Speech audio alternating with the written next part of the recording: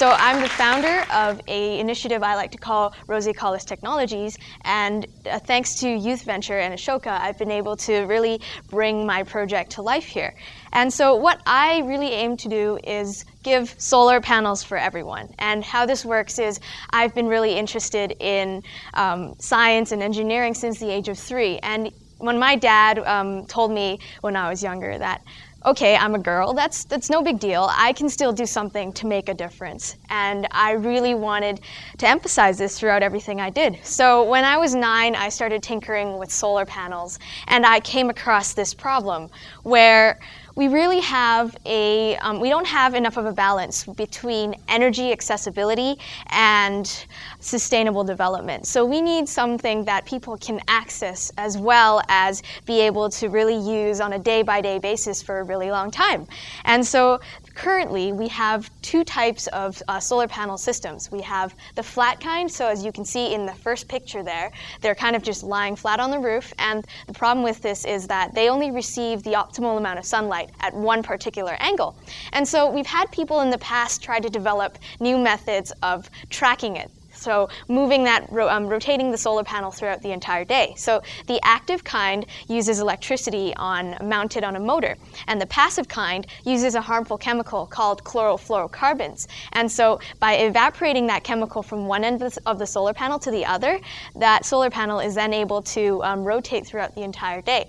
But the problem with this is that they're very expensive, and even when they need to be maintained. For example, when I was a kid, I tried to look up one of those operations manuals for a solar panel tracking system. I couldn't understand a single thing because it was so complicated. So I thought, isn't there a way that I can make solar panels more accessible for kids like me, for families, for people who really need to be using alternative energy on a day-to-day basis? What is it that I can personally do to help make the world a better place?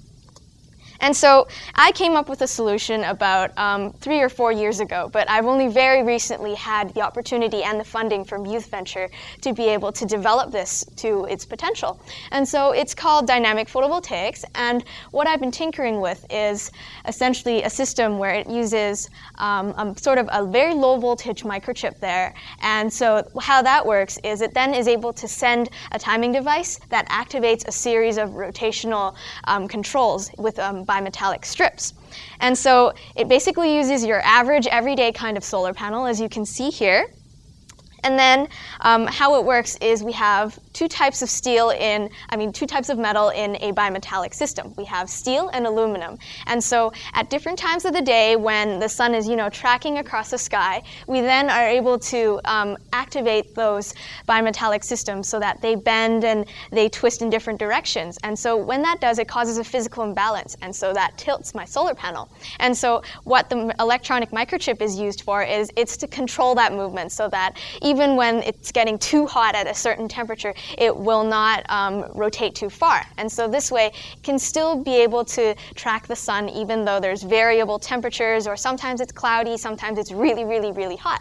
And so another way that I was able to make my system more sustainable is essentially use wind power to rotate the panels. So by making them lighter and by cutting them so that I'm using smaller panels with a higher output instead of using one large panel, then I'm able to essentially make this use wind instead of using a more complex motors. And so the potential impact of this is quite significant. So as you can see here, ideally I would like to basically create my own nonprofit organization and be able to distribute these throughout all of developing countries. So for example, farmers in Tanzania would be able to finally be able to create food storage systems to just find a few more days for them to distribute food in their neighborhoods. And so as you can see here, you don't really need to worry about the technical details, but my system generates approximately 40% more electricity than a conventional system. And And